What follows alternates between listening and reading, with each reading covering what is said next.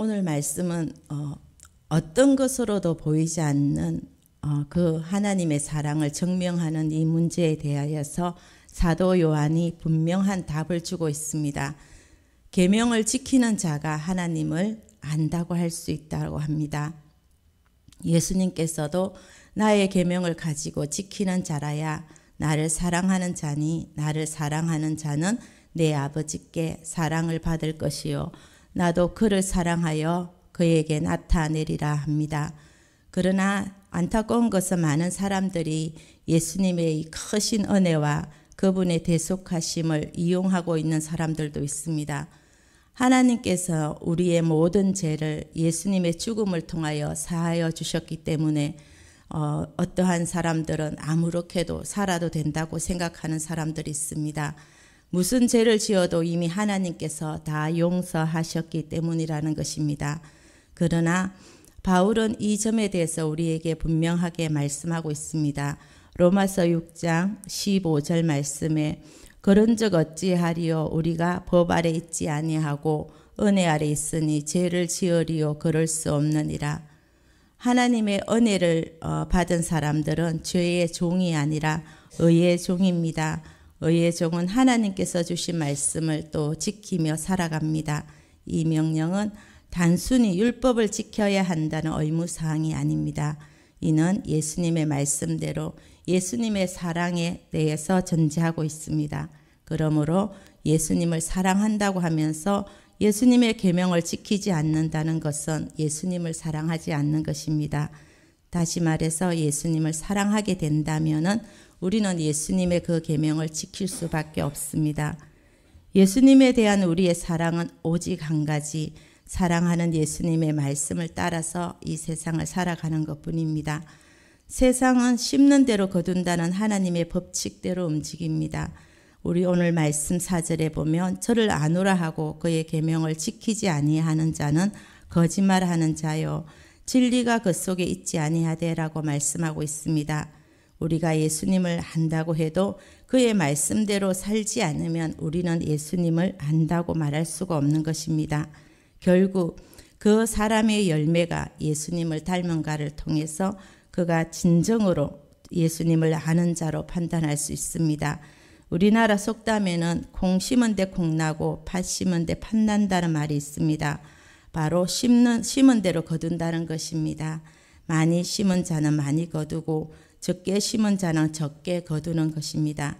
죄와 선도 마찬가지입니다. 죄를 심으면 형벌을 얻고 의를 심으면 우리의 영광을 얻는 것입니다.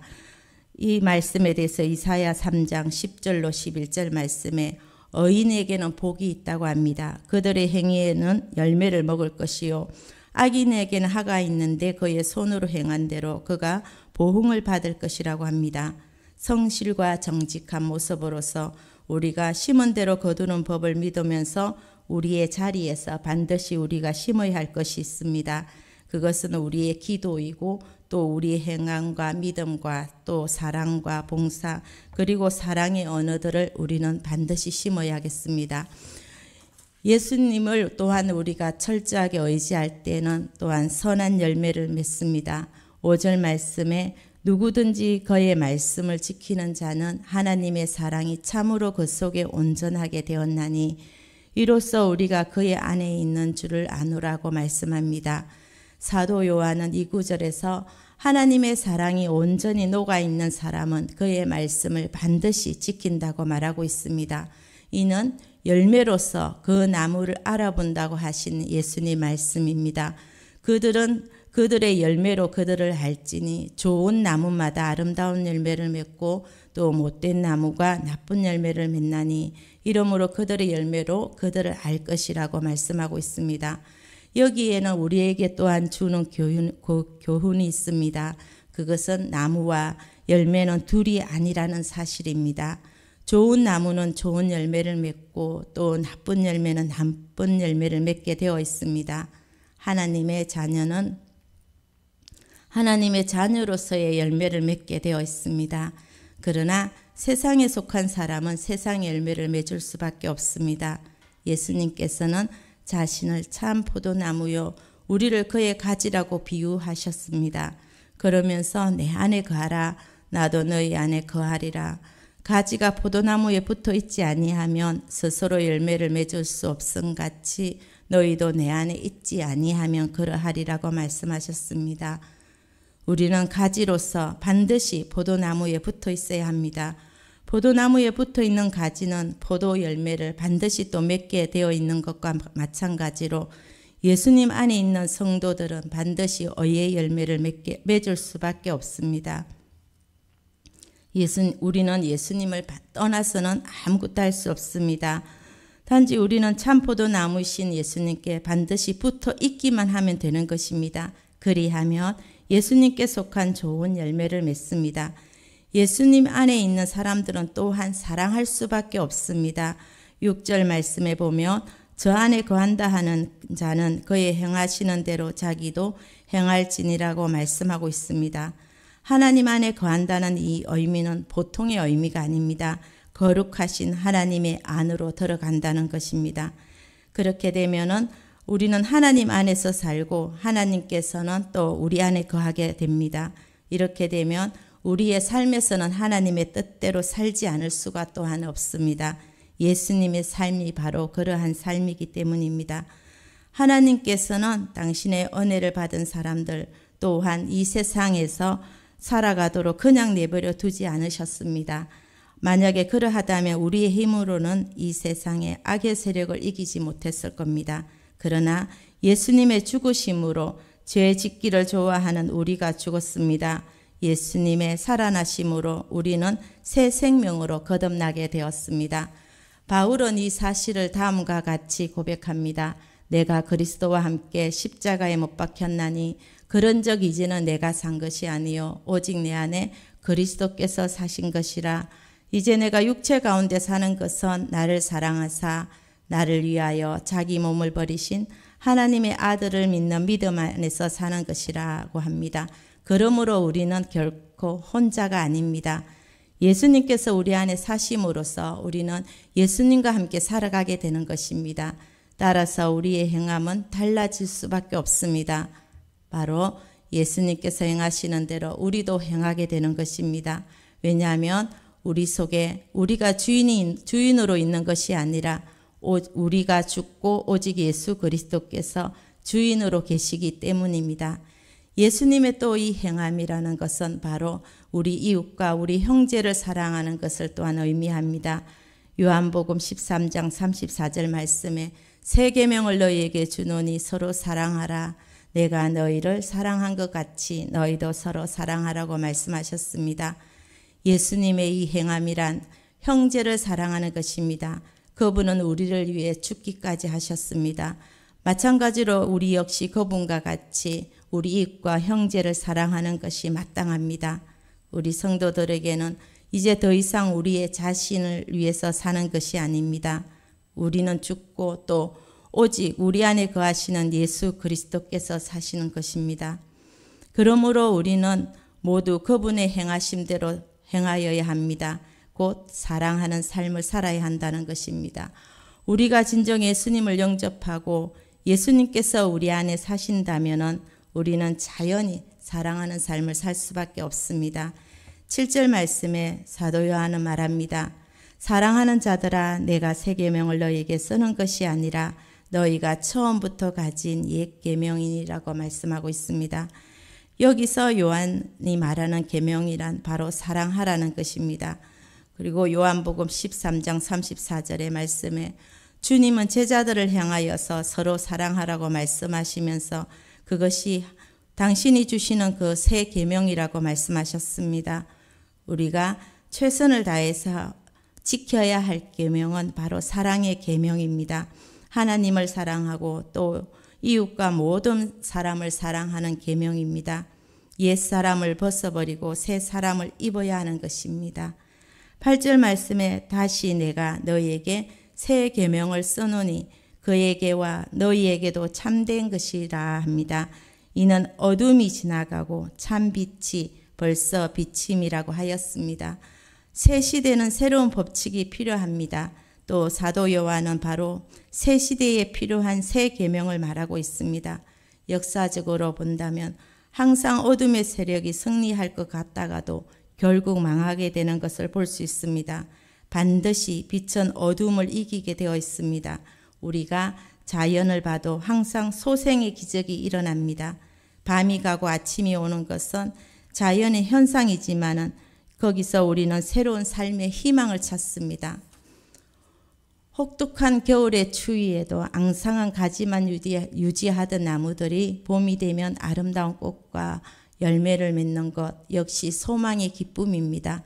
이것은 한 사람의 역사를 봐도 마찬가지입니다. 절대적 절망만 계속된다면 우리의 인생은 살 의미가 없습니다.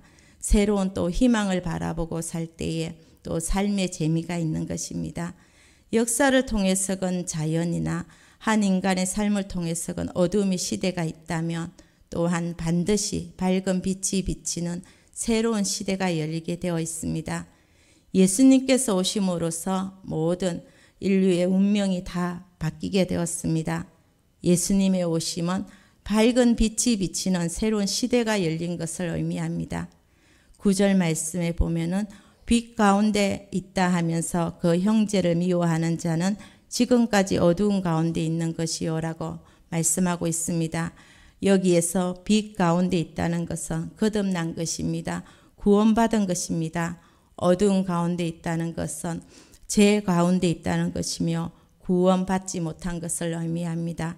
즉 스스로 구원받았다고 하면서도 여전히 우리가 형제를 미워한다면 그것은 진정으로 구원받은 것이 아니며 여전히 죄 가운데 있는 것이라고 말하고 있습니다. 형제를 미워하면 또 자신이 괴로워서 회개하지 않을 수 없습니다. 거듭나지 못한 사람은 다른 사람을 미워하는 것은 다반사로 있습니다마는 거듭난 성도는 우리 형제에게 상처를 주지 아니할까 고심하며 기도합니다. 그것은 거듭난 성도 안에는 거룩한 영이 있고 사랑의 영이 있습니다. 죄인들을 위하여서 자기 목숨을 버리신 우리의 주님의 영이 있습니다. 곧 성령이 내주하시기 때문입니다. 우리 안에 내주하시는 성령은 우리가 형제를 미워하면 우리의 심령의 음령을 더 자극하고 감화시켜서 괴롭게 하고 결국 회개에 이르도록 하십니다. 아울러 형제를 이전보다 더 뜨겁게 사랑하게 하십니다. 요한 1서의 전체 주제는 사랑인 것처럼 보이지만 사실은 구원과 확신의 문제이기도 합니다. 내가 정말 하나님의 백성이냐? 내가 정말 거듭났느냐? 그렇다면 이러한 열매가 반드시 나타난다는 것입니다. 그 중에 하나가 바로 이웃과 내 형제를 사랑하는 것이라고 합니다. 먼저 빛 가운데 들어갈 때에 우리는 형제를 사랑할 수 있다는 것입니다. 요한복음과 요한서신의 저자인 사도 요한은 예수님께서 그물을 깁는 중에 부르신 제자 중에 한 사람입니다. 야고보와 형제인 요한은 예수님의 사랑을 많이 받은 사람입니다. 그는 자신을 예수님이 사랑하시는 자라고 표현하였고 변화산과 같이 극적인 사건이 있는 곳에 반드시 예수님과 함께 했습니다. 그래서인지 요한복음과 요한서신들을 보면 사랑을 중요한 주제로 다루고 있습니다. 하지만 그는 본래 자신과 함께 하지 않는 어떤 사람이 주의 이름으로 귀신을 내어 쫓는 것을 보고 금하였을 정도로 성격이 매우 급하고 화를 잘 내는 사람이었습니다. 또 사도 요한은 사마리아인들이 예수님을 받아들이지 않자 불을 명하여 다 멸해버리자고 말한 것도 바로 요한이었습니다. 그래서 우리 예수님께서는 그에게 우레의 아들이라는 이름을 더 붙여주셨던 것입니다. 진정 요한은 마음에 불이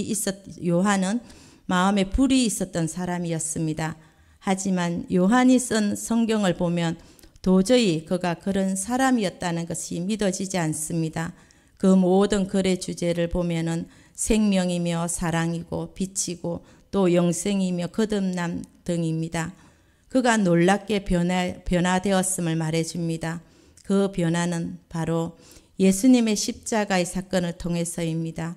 예수님께서 아무 조건 없이 또 인류를 위해 돌아가심을 본 요한은 무한하신 하나님의 사랑과 예수님의 은혜를 깊이 생각하지 않을 수 없었던 겁니다. 따라서 빛이신 하나님 앞에서 거리낌 얻기 위해서는 예수님과 같이 우리는 반드시 형제를 사랑해야 한다고 명령하고 있는 것입니다.